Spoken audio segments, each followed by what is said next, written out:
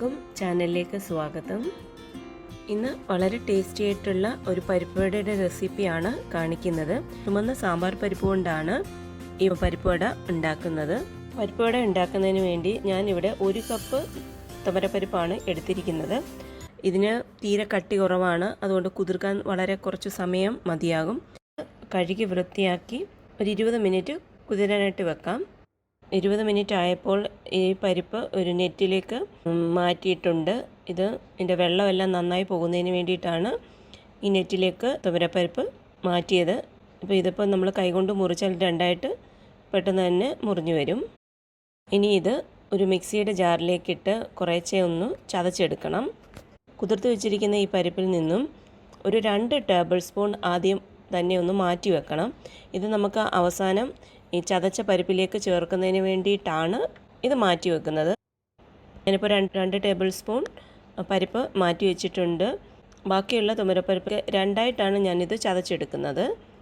അപ്പം ആദ്യം ഒന്ന് ജസ്റ്റ് ഒന്ന് ക്രഷ് ചെയ്തെടുക്കാം. ഇപ്പോൾ ആദ്യം ഇട്ട പരിപ്പ് നന്നായി ചതച്ചെടുത്തിട്ടുണ്ട്. ഇത് നമ്മൾ കുറച്ചൊന്ന് കയ്യിലെടുത്തൊന്ന് ഞെക്കി നോക്കുമ്പോൾ ഇതൊന്നിച്ച് കൂടി വരണം. ഇതുപോലെ ഒന്ന് കൂടി വരണം. അപ്പം എന്നാൽ മാത്രമേ നമ്മൾ പരിപ്പുവടയെ ഉണ്ടാക്കാനായിട്ട് ഇത് ബോൾ പോലെ ഉരുട്ടിയെടുക്കുമ്പോൾ ഇത് ശരിയായി കിട്ടത്തുള്ളൂ. ഇനി ബാക്കിയുള്ള തുവരപ്പരിപ്പും കൂടി ഇതുപോലെ ഒന്ന് ചതച്ചെടുക്കാം. തുവരപ്പരിപ്പെല്ലാം ചതച്ച് എടുത്തിട്ടുണ്ട്. ഇനി ഇതിലേക്ക് ഞാനിവിടെ ചെറിയൊരു സവാള ചെറുതായി അരിഞ്ഞെടുത്തത്, വെളുത്തുള്ളി ചെറുതായി അരിഞ്ഞത് 1 ടീസ്പൂൺ, ഇഞ്ചി ചെറുതായി അരിഞ്ഞത് 1 ടീസ്പൂൺ, 1 പച്ചമുളക് ചെറുതായി അരിഞ്ഞത്, 2 തണ്ട് കറിവേപ്പില ചെറുതായി അരിഞ്ഞത്. ഇനി ഇതെല്ലാം കൂടി ചതച്ച് വെച്ചിരിക്കുന്ന തുവരപ്പരിപ്പിലേക്ക് ചേർത്ത് കൊടുക്കാം.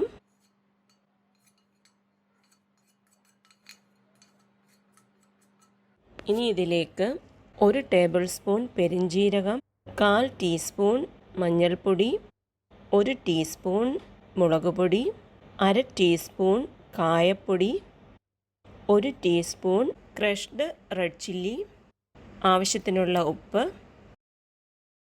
ഇത്രയും ചേർത്ത് എല്ലാം കൂടി നന്നായി ഒന്ന് മിക്സ് ചെയ്തെടുക്കണം. ഇത് സ്പൂൺ കൊണ്ട് മിക്സ് ചെയ്യുന്നതിനെക്കാട്ടി കൈകൊണ്ട് തന്നെ മിക്സ് ചെയ്യുന്നതാണ് നല്ലത്.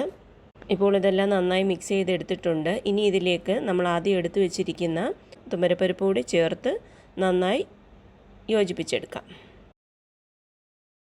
ഇനി ഇത് ചെറിയ ഉരുളകളാക്കി അത് കൈവെള്ളയിൽ വെച്ച് ഒന്ന് പ്രസ് ചെയ്ത് ഷേപ്പ് ചെയ്തെടുക്കാം.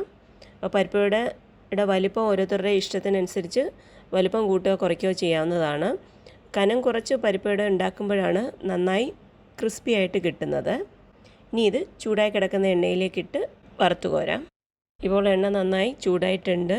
ഇനി ഇതിലേക്ക് പരിപ്പുവടയുടെ മിക്സ് ഓരോ ബോളുകളാക്കി പ്രസ് ചെയ്തെടുത്തതിന് ശേഷം നമ്മൾ ബോൾ പിടിച്ച് വെക്കേണ്ട ആവശ്യമില്ല. ഇത് എണ്ണ ചൂടായി കഴിഞ്ഞാൽ അന്നേരം ഇതുപോലെ ചെറിയ ഉരുളകളാക്കി പ്രസ് ചെയ്ത് എണ്ണയിലേക്ക് ഡയറക്റ്റ് അങ്ങ് ഇട്ട് കൊടുത്താൽ മതിയാകും.